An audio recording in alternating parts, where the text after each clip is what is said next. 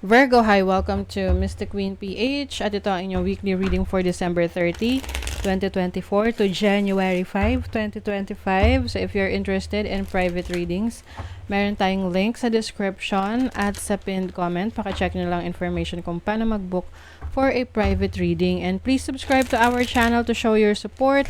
Like, share this video, comment na rin kayo kung kayo'y naka-resonate. And thank you, special thanks sa mga hindi nagsiskip ng ads. Salamat.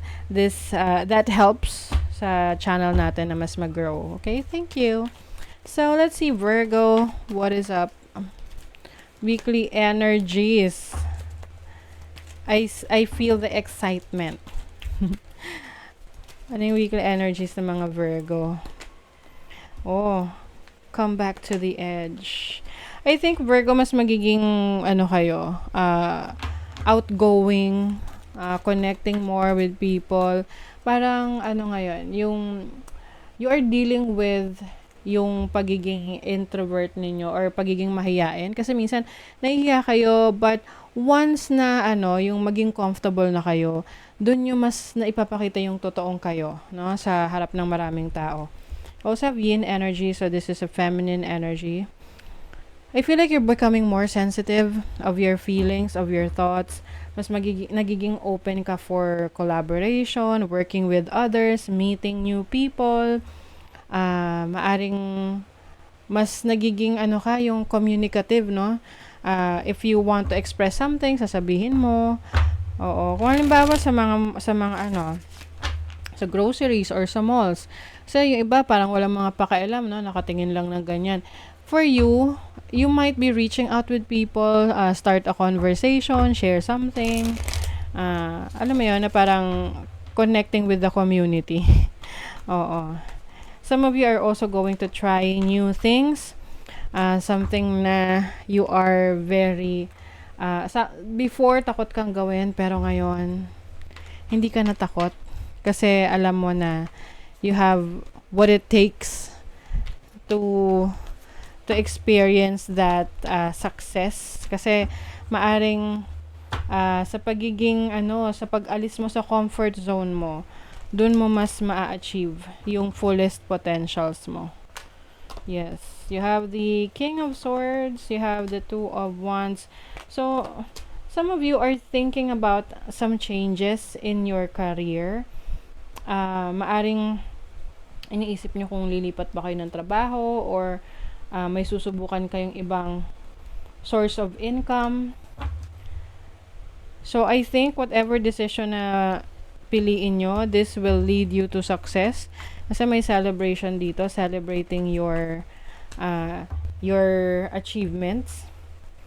Yung iba sa inyo, mas magiging seryoso kayo sa pag-iipon ng pera. Maaring meron kayong mga goals, like example, you want to travel. So, syempre, kailangan kompleto, marami kang ipon pag magta-travel ka. So, you have a certain goal na gusto mong i-finance in the future. Kaya, yun din yung inspiration mo para mag-ipon. Yung iba sa inyo, pwedeng meron sa family ninyo na manganganak na or may baby, magkaka-baby, pwedeng ikaw to, na you are preparing for that, no? You are preparing for a new beginnings, new opportunities. I also see someone here, if you're single, open ka na ngayon to friendships, na open to dating, no? Maaring you will meet a romantic partner na kung saan pareho kayo ng mga trip nyo sa buhay or someone na you will realize na marami pala kayong pagkakapareho, no? You have a lot in common. Maaring yung iba sa inyo, kahit kakakilala nyo pa lang, pwedeng you will feel that this person is really your soulmate, no? Yung parang pareho kayo ng ng mga values. Oo. So, pwedeng ipapakilala mo na sa parents mo or makikilala na ng mga kaibigan mo. Some of you meron ditong nagde-decide kung mag-a-abroad siya or lilipat ng bahay, lilipat ng workplace. But I think yung iba, you will choose to stay, lalo na kung komportable naman kayo. Mm-mm.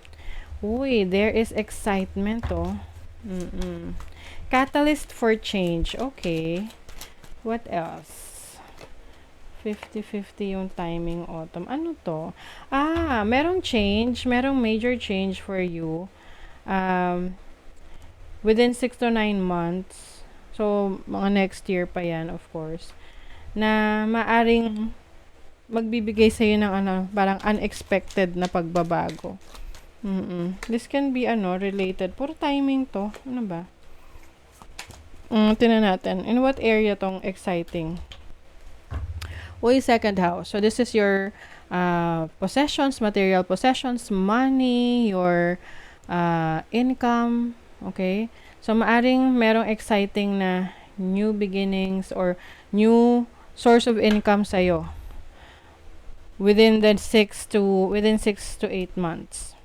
And within a few weeks, meron ditong awakening. Maaring mas magiging creative ka. You may be working or collaborating with others. Yeah, meron ditong new beginnings.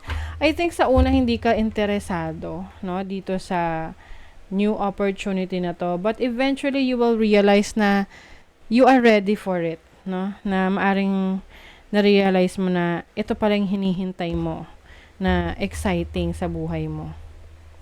Ayan na, may baby. So, yung iba talaga sa inyo, pwede magkaka-baby.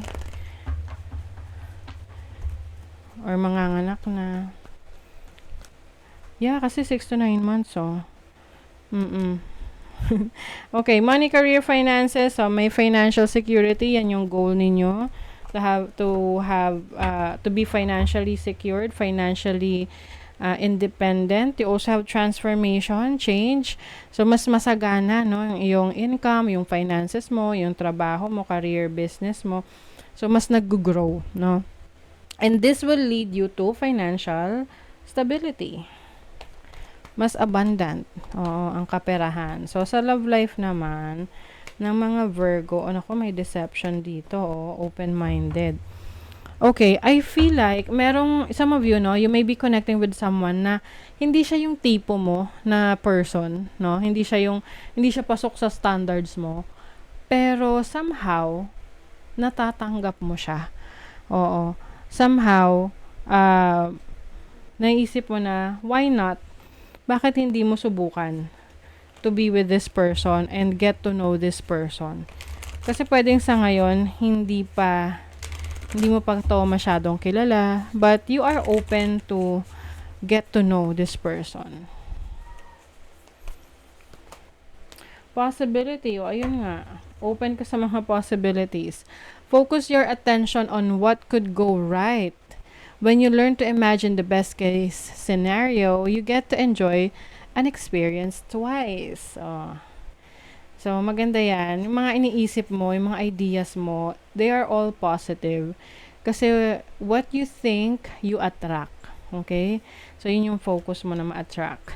So, that is your reading, Virgo. Thank you so much. Good luck. See you again.